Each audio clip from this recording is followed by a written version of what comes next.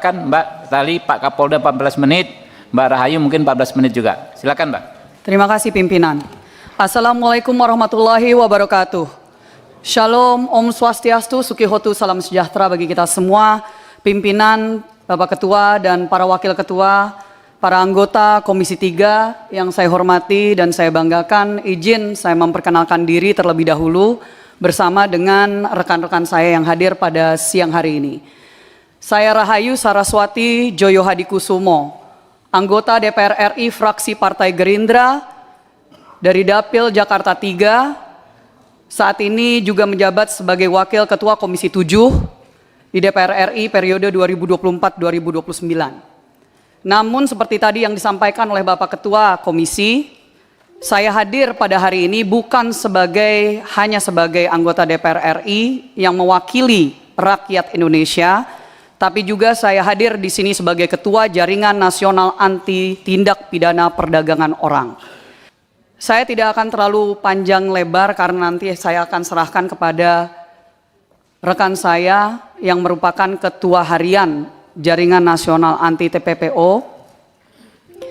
Tapi saya mau memberikan sedikit konteks Bapak Ibu kenapa saya hadir di sini. Dan kenapa urusan Saudara Rudy Soik ini menjadi sesuatu yang saya secara pribadi angkat.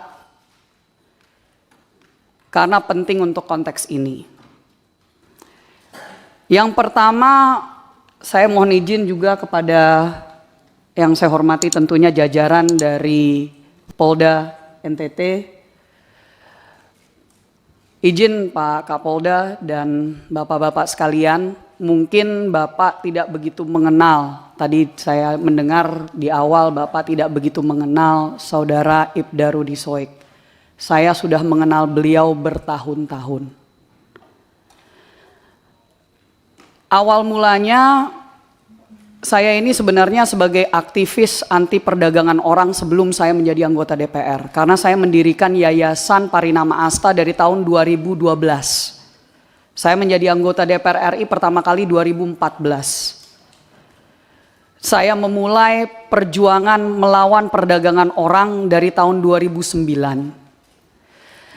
Di tahun 2018 waktu saya menginisiatif untuk mendirikan Jaringan Nasional Anti TPPO, saya bertemu dengan tokoh-tokoh luar biasa seperti Romo Pascal.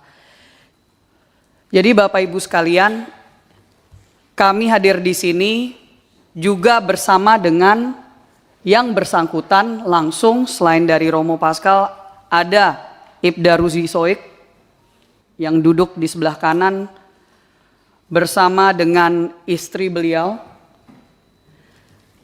dan juga tim advokasi dan izin juga ada di balkon yang tidak bisa masuk ke dalam ruangan. Ada tokoh-tokoh juga yang sudah mengenal Saudara Rudy Soik sudah bertahun-tahun juga dan bersama-sama melawan sindikat-sindikat yang ada di NTT dan di izin pimpinan sedikit background karena awalnya jujur saya tidak mau mengangkat ini ke publik waktu masih persoalan demosi, dimutasi ke Papua dan seterusnya.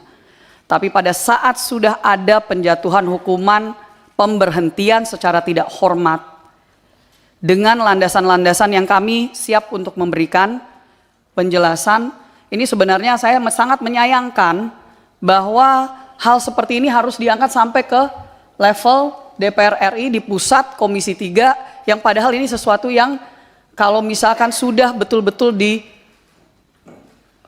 diungkap dan diselesaikan, ini tidak harus sampai ke sini. Tapi terakhir pimpinan, saya menyayangkan sebagai anggota DPR RI bahwa membutuhkan untuk kita mengangkat satu kasus terhadap satu orang polisi yang kami kenal sudah sangat memperjuangkan nasib masyarakat kecil dan orang banyak, termasuk juga kasus-kasus perdagangan orang yang beliau ikut untuk ungkap di NTT.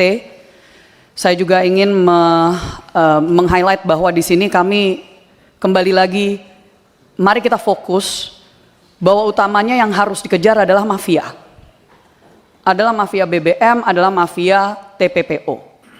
sangat disayangkan kalau misalkan ada polisi yang memang lurus, bersih, sampai sedemikian hanya untuk bisa melawan hal-hal tersebut. Saya terakhir juga, pimpinan mungkin ingat, karena kami sudah seringkali membicarakan tentang kasus Wilfrieda Soik, yang Presiden Prabowo Subianto waktu itu ikut menyelamatkan dari Malaysia.